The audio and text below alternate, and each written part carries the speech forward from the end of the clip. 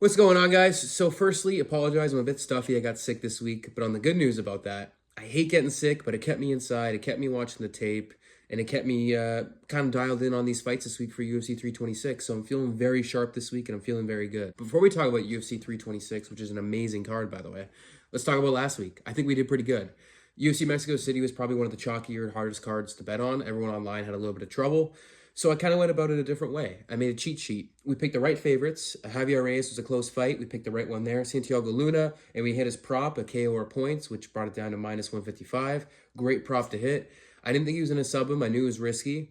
But I knew that Angel Pacheco was a tough son of a gun. So just in case he had to get to the points, which he did, we were safe on that. Great one to hit there. Edgar Chairez was a closer fight than I had assumed. Definitely wasn't worth minus 300, but he got the split decision, and we cashed it. Very happy about that. Brandon Moreno is really the one that was the stinker of the night. I think a lot of people lost money on Brandon Moreno, myself included, but I will learn from this experience and go into these future events with this experience and change it up because, like I've said in these videos before, the new guard is taking over the old guard, and if you bet long-term on new guard beating the old guard in these matchups, I think you're going to walk away with profit. I'll never make that mistake again. And lastly, all those props I felt really good about. Damian Pinas by KO in round 1, a little bit of a sus last name, but KO in round 1, I knew if he won, it was probably by KO, and most likely in round 1. Those were good odds, and I'm so glad that we snatched that up. It was a good prop to hit. Rodriguez and Borjas starts round 2, also a close one. But it was a great fight. Ended in round 3. That was another good one to hit. I was very happy with this, how last week went. So let's bring this into this week. I'm super excited to get after it. First things first. First thing is first. As you guys can tell, I'm a huge Charles Oliveira fan. Probably my favorite fighter of all time. I know a lot of people love Charles Oliveira.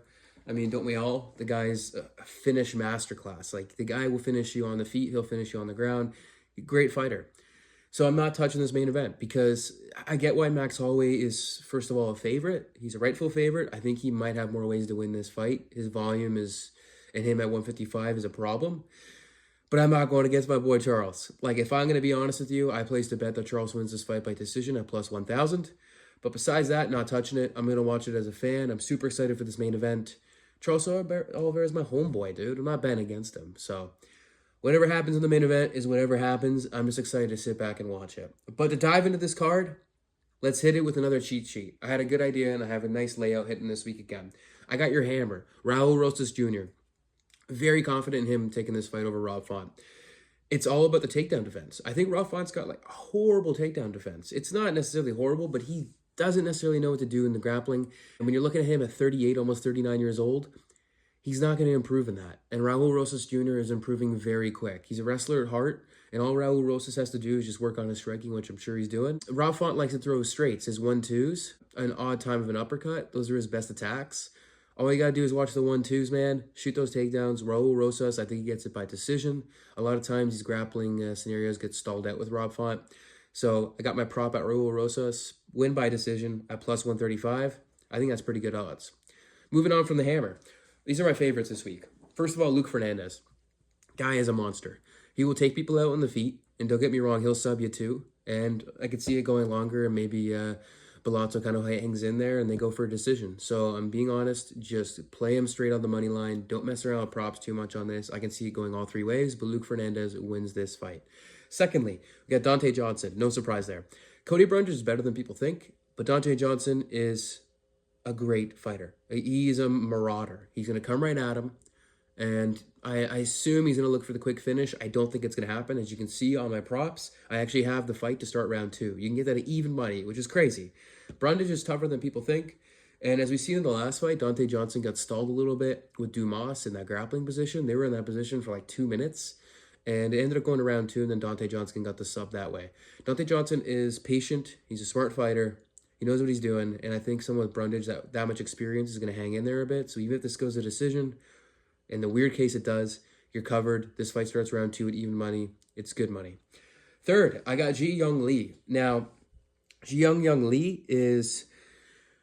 This is a fun one because Gaston Bolaños is a great striker, but he lacks on the ground. And Gaston Bolaños is also moving up in weight. Anytime anyone moves up in weight, there's already a 33% clip added on that they're going to lose because the bigger man will beat them. It takes time to move up a class, right?